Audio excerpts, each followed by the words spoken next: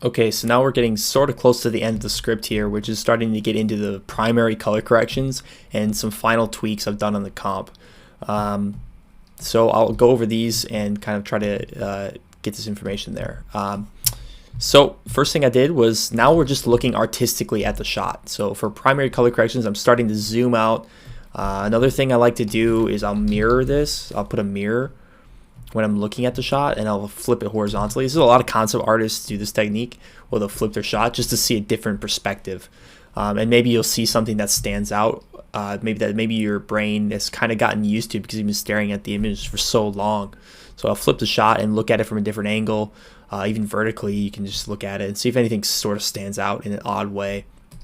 But what I looked at here was I was looking at the pinging on the ground, and there's a lot of the base color, and it looks pretty good at this point, I think. But essentially, all I did was I just kind of boosted those just a tiny bit more. So I just took some of this area which lacks a little bit of contrast. There's a lot of variation in the highlights and shadows, but I just pushed it a little bit further at the end there, so just pushing those values down, and that's probably because we added the fog. So whenever you add fog, you lose a tiny bit of contrast, so it's always this back and forth thing. So a lot of times what I'll do is I'll add my layers of fog, try to get it looking pretty good naturally, and then I'll do a little bit of color corrections over the top, just to bring the overall image back into an appealing place.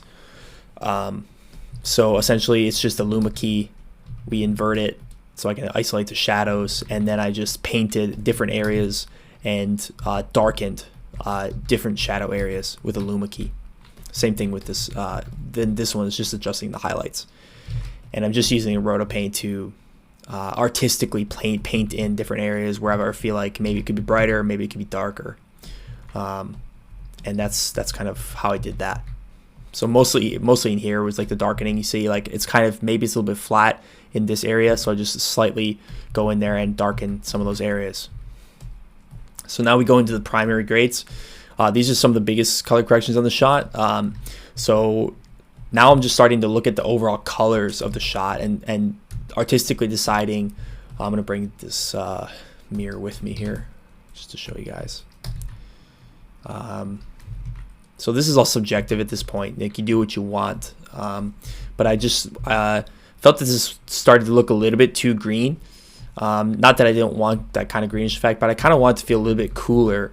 So this is again like the color temperature and the mood that it creates, and this is a little bit of a sickly green at this point that I've done the comp, and I'm like, okay, well, let's just shift it a little bit more in the blues.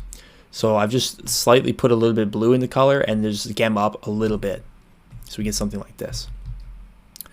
The next thing I did was a color lookup, which is just a curves tool in Photoshop, and I go in there with the curves, and I'll do it here just to show you guys how my thought process is.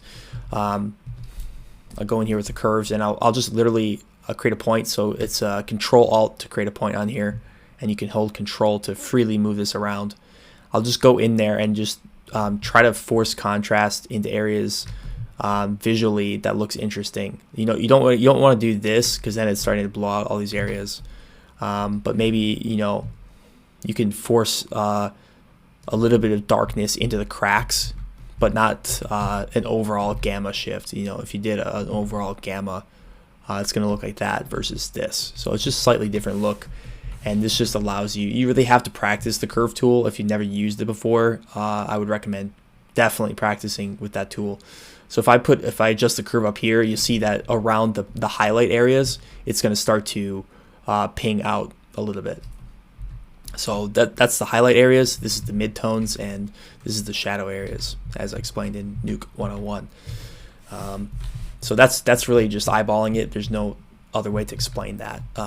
Same with this one. So again, I just reduced, so I kind of gammaed down a little bit, and then I boosted the shadows up. So basically the midtones I thought were a little bit too bright here, so I brought down the midtones, but I brought the shadows up a little bit. Because a normal gamma is gonna, if I gamma down, like I say, okay, too bright of midtones, I'm gonna gamma down. Okay, the midtones are darker, but also the shadows are darker. So the problem with just doing a straight up gamma is you're you're not only darkening the midtones, you're darkening the shadows as well. So this is a way of controlling that more effectively using a color lookup. So I can boost the shadows, bring those little points up, and bring this one down. And okay, so next thing, oops, let's zoom back in. I'm not sure what this one's even doing. This is a very slight ping, it looks like. So I slightly pinged the highlights with just a keyer. So just isolate the highlights again, slightly brighten them. And let's see, this one is doing the same thing. So just slightly doing that effect. So 2 keyers, very, very small color corrections at this point. And then this is just a slight gamma down, gain up, S-curve, like we talked about. And the last thing I did was I darkened the shadows even more. And I did it using a keyer and a grade node and multiplying down instead of using a gamma. So this is a different technique of darkening shadow areas. So I'm going to show you something that's really important. So if you take a grade node and you gamma down, I'm going to gamma down a lot, you'll see that this blue becomes more saturated. So you see how it's really, really becoming a strong saturated blue, whereas if I gamma up, it becomes less colorful, less saturated, and less contrasty. So our gamma is darkening, but it's also increasing saturation. So if you want to darken without increasing the saturation, what you can do is take a luminance keyer and essentially isolate the areas that you want to darken, and then just take the gain down instead. So we don't use the gamma, we use the gain. So that's just adjusting the shot in that way. And I think, let me just see here. Yeah, so I keyed the highlights, and then I hit the little invert button in the grade node so that it's not actually affecting the highlights, it's affecting the shadows, not the highlights. So you can either invert it here, which will invert your alpha. So if you look at the alpha, that'll invert it, or you can hit the invert in the grade node.